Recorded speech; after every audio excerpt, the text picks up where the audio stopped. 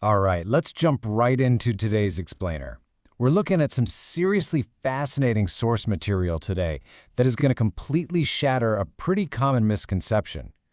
Usually when people think of ancient scriptures, and specifically the Quran, they tend to view them strictly through a theological or, a ritualistic lens. But the sources we're unpacking today reveal a totally different dimension. We're going to explore how an expert analytical reading of this text actually reveals a highly practical, step-by-step blueprint for business, agriculture, animal husbandry, and ultimately global economic independence. And listen, you absolutely do not need to be a farmer or a theologian to appreciate this. The self-sustaining economic models we're about to uncover are just brilliant. Okay, let's dive into this. Here's our roadmap. We're going to hit A, source of practical wisdom, the exegesis of agriculture, climate-adaptive farming, the integrated farm model, and wrap up with achieving economic independence. Starting off with Section 1, a source of practical wisdom. Now, usually when we read historical or religious texts, we're looking for moral guidance, right? But reading the Quran closely, specifically looking for economic and entrepreneurial markers, reveals some incredibly detailed frameworks. It methodically discusses maritime trade, livestock management, and agriculture. Which brings us to a pretty bold question. Does ancient scripture actually hold the key to modern economic independence? Well, according to the experts analyzing this text, the answer is a resounding yes. But it requires a shift in perspective. If you take an entrepreneurial reading of the text, it shifts from being just a ritual document to a literal scientific and economic guide. It's all about looking at the verses with a bit of curiosity and asking, okay, how exactly does this instruct us to build a self-sustaining livelihood? This specific verse from Surah Yasin perfectly grounds our narrative today. It says, "A sign for them is the dead earth.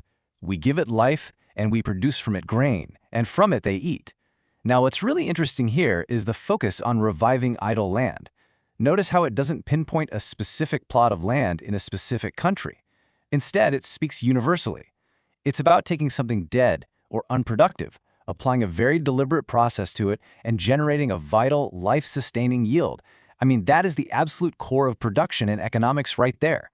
Let's move to Section 2, the exegesis of agriculture, to see how the experts break this down. To really understand these economic blueprints, experts don't just read the verses literally. They look at them through an exegetical lens. Now, exegesis, which is known as tafsir in Arabic, is basically the critical explanation or interpretation of a text. And an expert exegetical reading proves something massive. The agricultural and scientific knowledge in the Quran is absolutely not limited to the Middle East.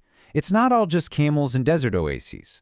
By looking at the root meaning of the texts, experts uncover these universal frameworks that apply globally. The underlying science holds true whether you are navigating the deserts of Arabia, the temperate zones of Europe, or the lush tropical rainforests of Indonesia.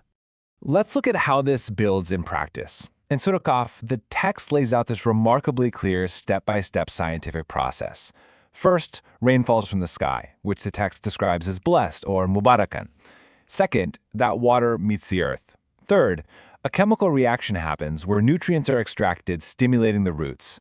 And finally, the harvest is produced. So this isn't just nice poetry. It's a highly precise observation of the hydrological and agricultural cycle. It's the universal science behind the scripture, and you can apply it literally anywhere on earth. Because this science is universal, it naturally leads us right into Section 3, climate-adaptive farming. True Quranic farming does not mean blindly copying what grows in the Middle East. It's all about adapting the underlying principles to your specific local climate. Let's contrast two approaches based on our source material to see what I mean. A purely literal reading might lead someone living in a really wet tropical climate like Indonesia, for example, to spend an absolute fortune trying to force Arabian dates or olives to grow in a wet rainforest. Let's be real, that is an incredibly expensive uphill battle against nature. But conversely, an exegetical reading understands that the text actually endorses planting what naturally thrives locally. The Quran supports planting climate-appropriate tubers, regional vegetables, and local seeds. It's about working brilliantly with your local ecosystem, not fighting against it. To really prove this point, let's look at the actual Arabic terminology used across different chapters like Surah Yasin, Al-Baqarah, and As-Safat. The text uses these broad, encompassing categories. For instance, hubban refers to seeds, grains, and tubers. So we're talking corn, cassava, and potatoes. Bakal covers diverse vegetables like cucumbers, onions, and beans. And yaktin refers to climbing gourds and pumpkins. This translation of ancient terminology is just incredibly empowering, isn't it? It means that local onion farmers or people planting cassava in their backyards are already farming according to the Quran just as much as someone tending an olive grove in the Mediterranean. There's actually a really fascinating specific anecdote from the source material that highlights this beautifully. It's the historical account of Prophet Jonah, or Yunus. The text notes that after he escaped the whale, he washed ashore on this barren beach. And to sustain him, the text says a yucatan, a pumpkin or gourd plant, was caused to grow over him. Now, gourds and pumpkins grow vigorously in diverse, wet, tropical climates all over the world. This specific textual example just perfectly proves the scripture's global resilience. It champions these highly adaptable crops that provide immense nutritional value even under really harsh conditions. All right, let's pivot to the operational side of the text. In Section 4, the integrated farm model. Now, you might hear integrated farming and think it's some modern 21st century agricultural buzzword, right? But the experts point out that this exact concept is deeply embedded right within the ancient scripture. The text outlines a highly sophisticated, self-sustaining ecosystem. It describes these environments where livestock, water management, and diverse crops all support one another for a continuous, never-ending yield. It's nature's perfect biological loop. The animal waste fertilizes the soil, that nutrient-rich soil grows the crops, and those crops feed both the humans and the animals. This ancient integrated model prevents economic reliance on a single unstable crop by creating multiple, sustainable income streams that reinforce each other. And this brilliantly illustrates the business side of the model.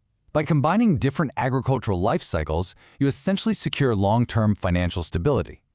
Just look at this breakdown derived from the expert analysis. For your daily income, you integrate poultry, so you're relying on duck or chicken eggs.